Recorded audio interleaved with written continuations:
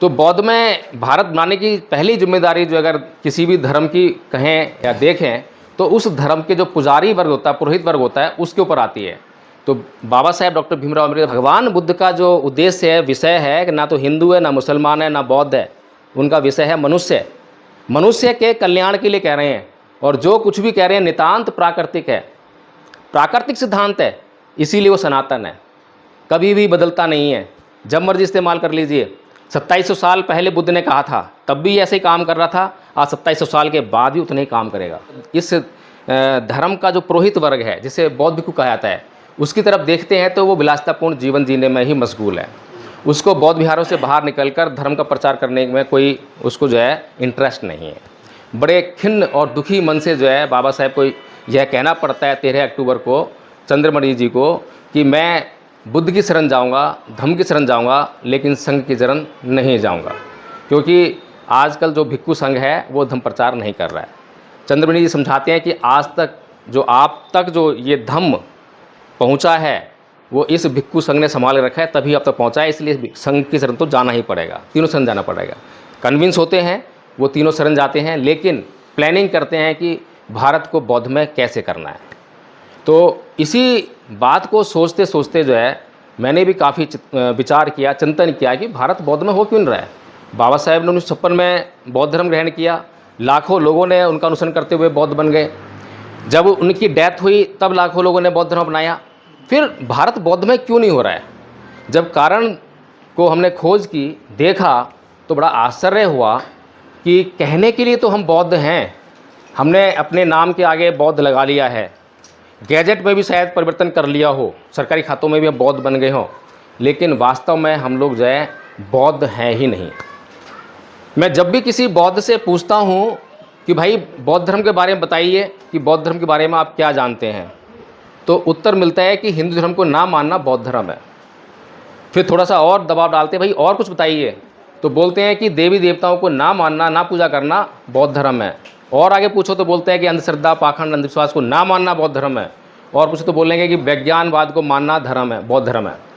कुल मिलाकर यह है कि जितना मर्जी पूछ लो, लेकिन बौद्ध धर्म क्या है उसकी जानकारी बौद्धों को नहीं है।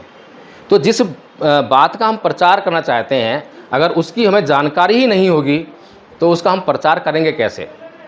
बाबा साहेब की डेथ पर लाखों लोग उनके उसमें जा रहे हैं जनाजे में, लेकिन कार्ल मार्क्स उसके जनाजे में मात्र 14 लोग थे, और उन 14 लोगों ने उसके मरने के बाद उसके विचार को इस प्रकार से फैलाया कि आज पूरी दुनिया में कोई देश ऐसा नहीं है जहां उसके नाम से या उसकी विचारधारा से पार्टी ना हो। लोगों ने उसके मरने के बाद उसके विचार को इस प्रकार से फैलाया कि आज पूरी दुनिया में कोई देश ऐसा नहीं है जहां उसके नाम से या उसकी विचारधारा से पार्टी ना हो।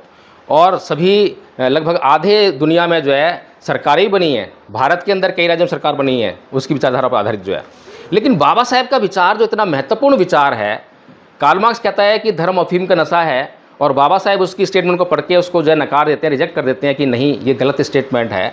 धर्म जो है मनुष्य के नैतिक जीवन का आधार है, और बाबा साहेब कहते हैं धर्म जो है मनुष्य के नैतिक जीवन के लिए बहुत ज़रूरी है। संविधान हमारे पास है, कानून हमारे पास है, वो हमारे निजी मामलों में दखल नहीं दे सकता। तो फिर अनुशासित कैसे होगा जीवन? मुझे नशा नहीं करना चाहिए, मुझे चोरी नहीं करनी चाहिए, मुझे कामाचार नहीं करना चाहिए, ये सब इसको कौन रोकेगा? कानून तो जब दंडित करेगा, जब रोकेगा जब मैं अपराध करूँगा। अपराध तो मेरे मन में चल रहा है, हर पल चल रहा है। तो इसीलिए परम पूज्य बाबा साहेब डॉक्टर भीमराव अम्बेडकर इस समाज को सही दिशा में लेके जाना चाहते हैं। तो जैसे ही वो 1935 में 36 में जब धर्म छोड़ते हैं, हिंदू धर्म, कहते हैं कि मैं हिंदू धर्म पैदा हुआ, लेकिन यह मेरे बस की बात नहीं थी, लेकिन मैं हिंदू धर्म में मरूंगा नहीं। उसके तुरंत बाद जो है धर्म नहीं चेंज कर लेते, नहीं अपना लेते, रिसर्च करते हैं, एक थोरो रिसर्च, क्योंकि मेरे पीछे लाखों की भीड़ आने वाली है।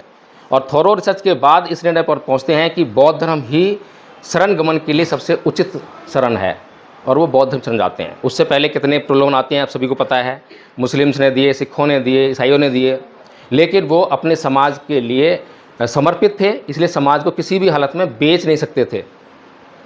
तो इसीलिए जो है बाबा साहेब जो कह रहे हैं वो तो सर्वोत्तम है। बौद्ध लोग भी ये कहते हैं, बौद्ध लोग कहते हैं कि बुद्ध धर्म से अच्छा कोई धर्म नहीं है, लेकिन सबसे बड़ी विडंबना ये है कि बौद्धों को बुद्ध धर्म के बारे में कुछ भी ज्ञान नहीं है। जिसका ज्ञान नहीं है उसका प्रचार संभव नहीं है। इसीलिए सबसे पहले तो हमें ये प्लानिंग करनी पड़ेगी कि बौद्ध धर्म का जो है हम ज्ञान अर्जित करें। जितने ज़्यादा लोग बौद्ध धर्म के बारे में जानने वाले होंगे उतना ही ज़्यादा प्रचार प्रसार उसका हो सकेगा। एक तरफ आपके सामने ऐसी संस्कृति है जो झूठ बोलती है, कल्पनाएं गढ़ती है, अंधश्रद्धा अंधविश्वास की संस्कृति है। दूसरी तरफ आपके पास सत्य पर आधारित संस्कृति है। झूठ बोलने के लिए, झूठ को छुपाने के लिए आपको 100 झूठ बोलने पड़ते, बड़ी मेहनत करनी पड़ती है। लेकिन सत्य को बताने के लिए कोई मेहनत की नहीं करनी पड़ती, कोई लाग लपेट नहीं करनी पड़ती। लेकिन सत्य को बताने वाले लोग हों तभी तो। सत्य को बताने वाले लोग नहीं होते हैं, इसलिए झूठ अपना स्थान ले लेता है और समाज में जो झूठ का प्रचार प्रसार होने लगता है। इसी कारण से जो है हमने गौर किया कि भाई जो धार्मिक परिवर्तन जो हम कहते हैं कि धर्म परिवर्तन कर लिया, ये धर्म परिवर्तन है क्या। इसको जब हम समझते हैं तो हमने ये खोज की, निकाला कि इसमें जो है सांस्कृतिक परिवर्तन की ज़रूरत है। धर्म परिवर्तन कहना आसान है, लेकिन धर्म परिवर्तन असली रूप में देखना है तो वो सांस्कृतिक परिवर्तन में बदलना ही चाहिए। सांस्कृतिक परिवर्तन करने के लिए 3 स्टेप जो हैं बहुत ज़रूरी हैं।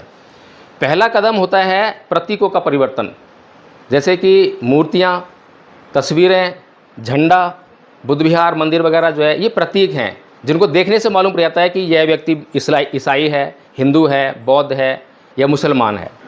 तो अभी प्रतीकों के मामले में हम लोग जो हैं अधकचरा बने हुए हैं। हमने कुछ परिवर्तन तो कर लिया है, घर में जो तस्वीरें थी वो चेंज कर ली हैं, बाबा साहेब की आ गई है, बुद्ध की आ गई है, ज्योतिबा फुले जी की आ गई हैं। लेकिन अभी हमारी महिलाओं के ऊपर जो है वो प्रतीक लगे हुए हैं, जैसे कि सामने मैडम बैठी हुई हैं, तो इनको देखने से जो है यही लगेगा कि हिंदू महिला है। प्रतीक है ना, सिंदूर, गले में मंगलसूत्र, हाथ में चूड़ियाँ, जो कि हिंदू धर्म ये कहता है कि ये सुहाग की निशानी है। लेकिन बुद्ध जो है स्त्री और पुरुष में इस प्रकार का भेद नहीं करते हैं। अगर किसी स्त्री के लिए शादी के बाद उसका ये दिखाया जाना बहुत ज़रूरी है कि वो शादीशुदा है, तो पुरुष के लिए भी बुद्ध ऐसा ही नियम बनाएंगे।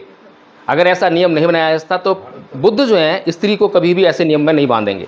तो सीधी सी बात है, जो भेदभाव की संस्कृति है वो बुद्ध संस्कृति नहीं है, बौद्ध संस्कृति नहीं है। वो केवल और केवल जो हमारे दिमागों पे आज कब्जा किए हुए है वो संस्कृति है जिससे हमें निजात पानी है।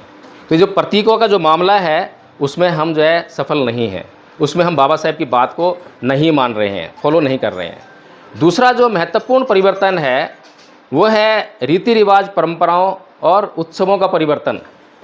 जैसा कि हम जानते हैं कि जैसे ही कोई कार्यक्रम हमें करना होता है अपने घरों में, तो हमारे पास एक सेट पैटर्न ऑफ माइंड है, पहले से दिमाग में तैयार है कि ऐसे करना है, ऐसे करना है।